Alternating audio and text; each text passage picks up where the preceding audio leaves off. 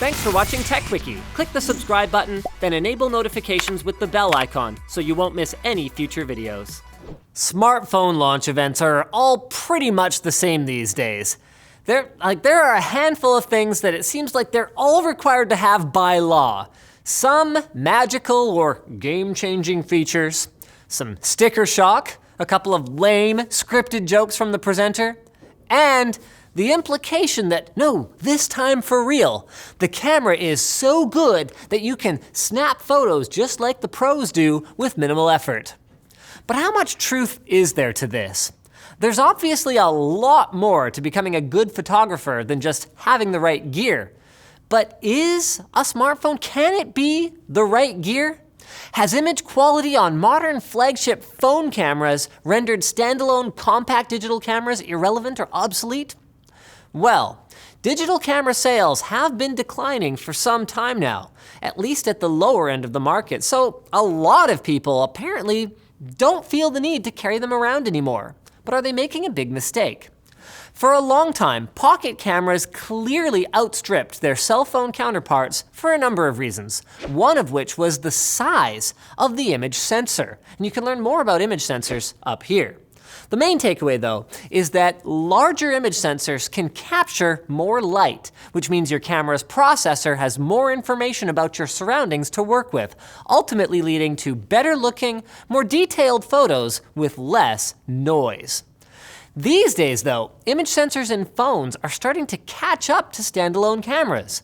Although there's currently still a limit to just how large a smartphone image sensor can get, because smartphones are small, highly integrated devices that need space for all the other stuff that's inside.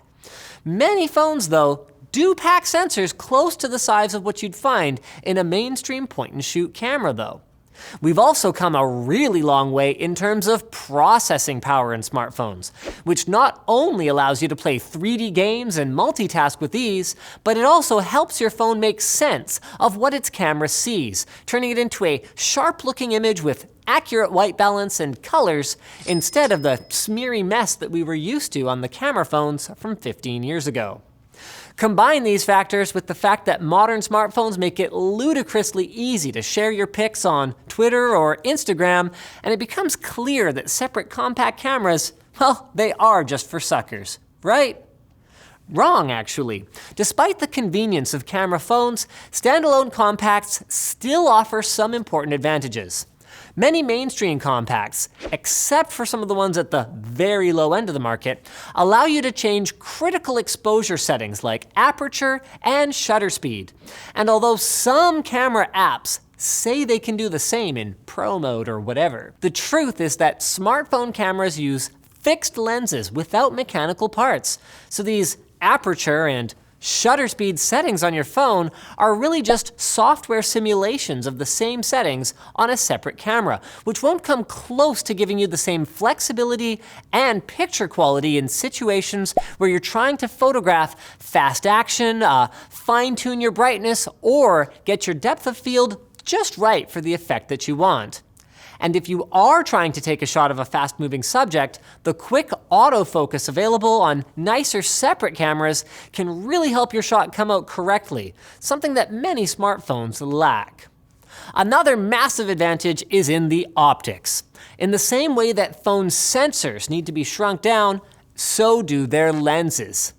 Bigger and better lenses give especially DSLRs, but even consumer-grade cameras, the ability to gather more light for the sensor, achieve that desirable depth of field effect, or bokeh, and even optically zoom the image, so you can capture a subject as though it were closer up without losing any image quality.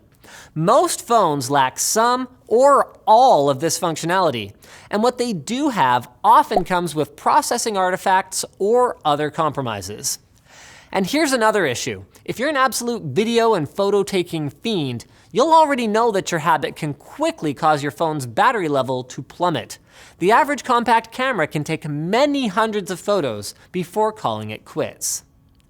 With all of that said, if your main concern is having a straightforward camera experience without the need for any fine-tuning, that shiny new smartphone in your pocket will probably serve you just as well, if not better, than a $100 point and shoot, thanks to other creature comforts like automatic backing up to the cloud.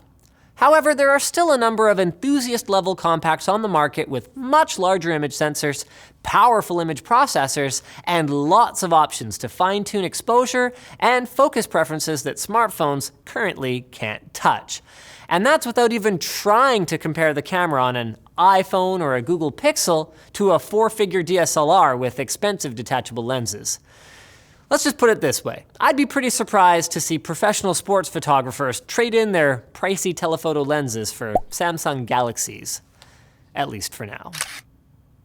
Speaking of trading in, why not trade in your unsecured internet experience for a TunnelBear VPN one? TunnelBear lets you tunnel to one of 20 different countries, allowing you to browse the internet and use online services as though you are in a different country, getting around pesky geo restrictions and making it so that folks can't track your internet usage, including your ISP.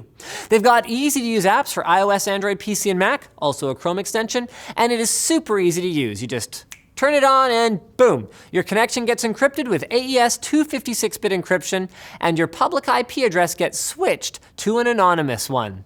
They've got a top-rated privacy policy, and they don't log user activity, and the best part is you can try it out and see if it works for you for free with 500 megs of free data. No credit card required. So head over to tunnelbear.com/Linus once you've decided to sign up for an unlimited data plan and save 10%. That's tunnelbear.com/Linus. So thanks for watching, guys. If you liked, do that. If you disliked, do that. If you want to check out our other channels, do that. If you want to leave a comment with video suggestions, please do that. And if you want to subscribe, do that. And if you don't want to subscribe, well, no, subscribe. You should do that.